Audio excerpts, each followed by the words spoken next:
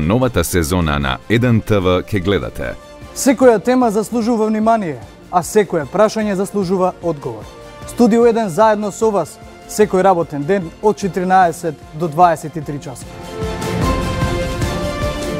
Светските стандарди ги носиме во македонскиот етер. Секој работен ден од 14 до 23 часот отворено студио. Бидете со 1TV. Бидете со нас.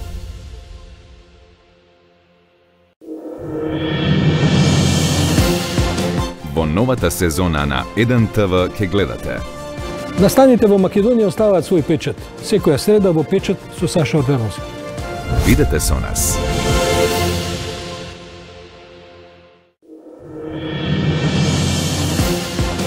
Во новата сезона на 1TV ке гледате. Ексклузивно ви го враќаме ексклузив во вашиот дом. Најновите скандали, трачеви и афери поврзани со јавните паци ги знаете токму овде. Животот на познатите, нивниот лајфстайл и кариери во наши раце. Дознайте ги на ексклузивните вести во ексклузив секој работен ден на 1TV. Бидете со нас.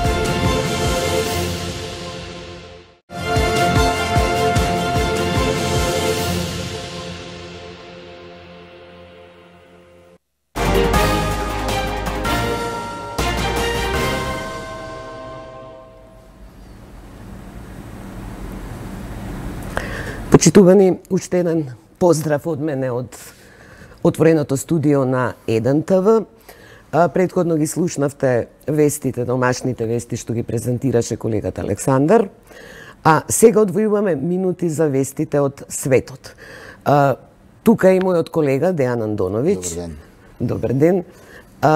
Ке поразговараме малку токму за актуелните вести од регионот, но предходно би замолила да се пуштат вестите од светот.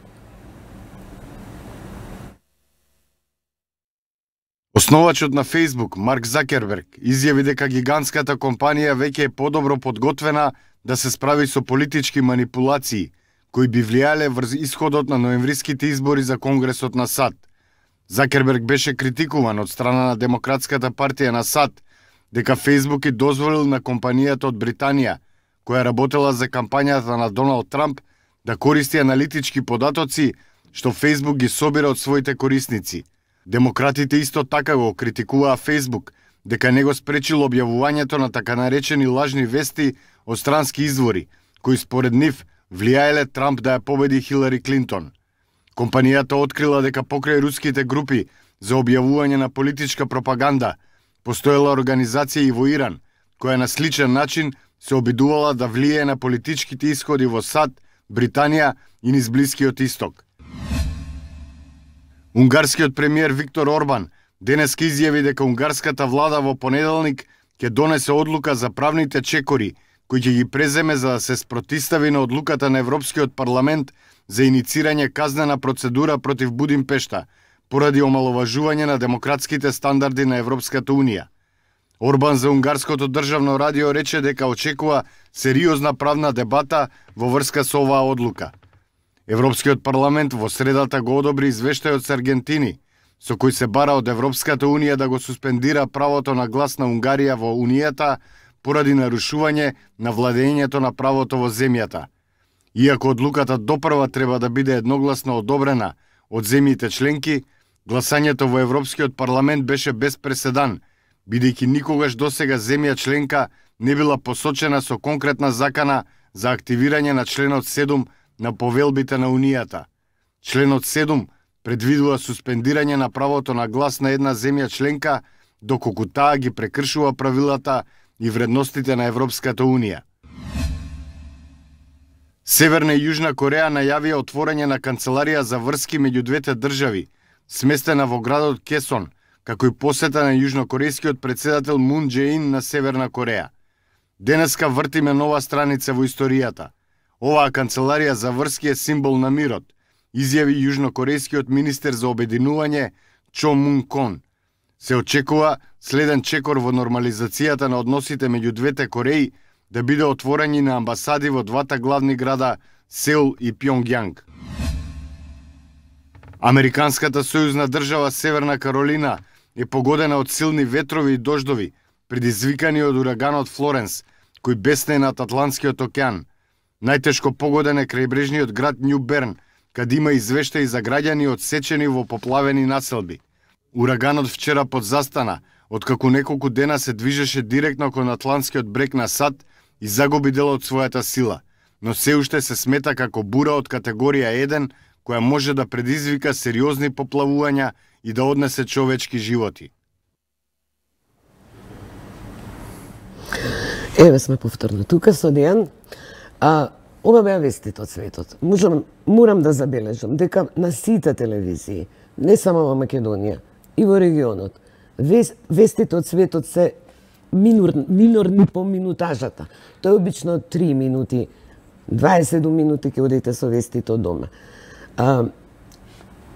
Знам дека има објаснување дека специјализираните емисии кои нели содржат прилози од светот се помалку гледани. Ти си многу културна, јас веднаш ќе ти влезам во разговорот. Значи не постои уредник на ТВ Дневник барем во Македонија кој не направил као монета за подкусурување, некоја минута да ушпара за некоја партиска информација или некоја нарачка на сметка на вестите од светот. Освен 11 септември 2001, кога на нашите телевизии им треба 3-4 блока вести за да укапираат дека е тоа прва вест од свет, никогаш не се случило да се отворат дневници со вести од свет, а имало и текако заради што да се отворат. Може би јас каде што сум работел у претходните медиуми сум инсистирал и тоа сум успевал у сабота или во недела, кога нема многу домашни актуелности, да ги протуркам вестите од свет. Но генерално, добра ти е забелешката, дури еве и денес као овој блог така направивме.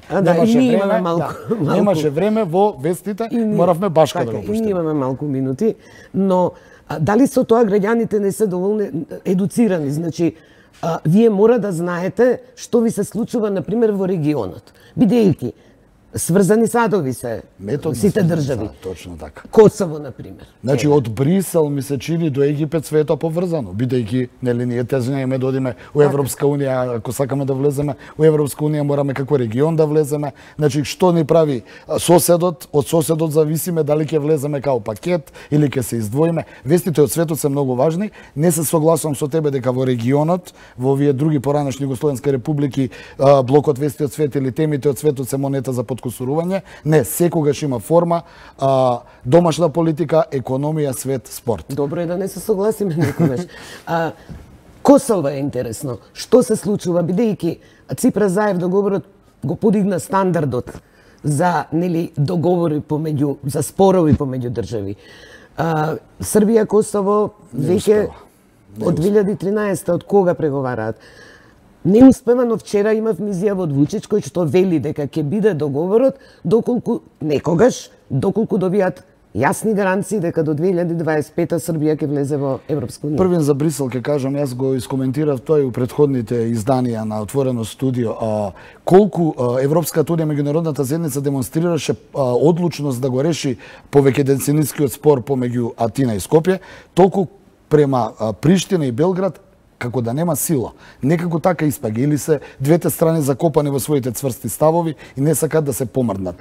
Излезе информација пред 2 месеци или месец дека може да се реши проблемот, но со размена на територии. Меѓународната заедница беше збунета буквално 4 дена, никој не реагираше. Што би значило тоа, дали го поддржуваат или не. На крај испадна дека од тоа нема ништо. Она што е последно е... Сигурен си дека нема ништо, да не...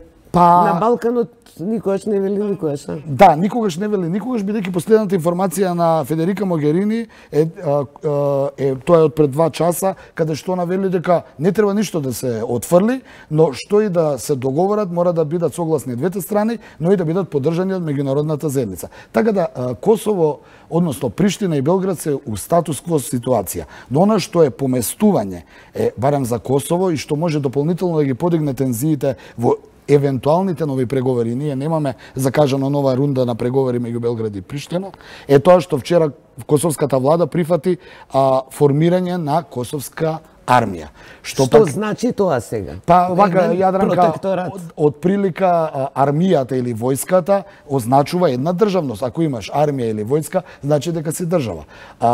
Дури во самата Приштина, опозицијата го поздрави, актуелниот претседател Тачи беше воздржан и рече Добра идеја, но не знам дали е добро времето и тука застана. Од друга страна, НАТО, Реакции од меѓународните фактори? Па они срамежливо не го поздравија тоа. Но рекоа, па добро, ние работиме веќе подолго време, косовските заштитни сили да бидат безбедносен фактор. Све за вид, како и самите да не знаат што ќе биде во Не, ова ми наликува кога се тестира, се пушта пробен балон. Све е пробен балон. Кога се тестира јавното мислење. Затоа, веројатно, и такви срамежливи реакции од меѓународните. Но, пак ќе кажам, во средата излезе Јункер, председател на Европската комисија и порача. Западниот Балкан или регионот мораме да го задржиме нашиот фокус како Европа, бидејќи во спротивно ќе влезат некои туги влијанија, некои туги сили кои може да не го одземат. Кога ќе кажеме за регионот, мислиме и за Косово и Србија, не само за Македонија. У таа изјава Јункер алудираше на Русија и руското влијание во овој дел, каде што се знае дека Русија нема интереси овдека, но има интерес да го попречи НАТО неговото ширење. Така. Останува Западниот Балкан, или која се смета... Вестбанк, како го викаме ние деска.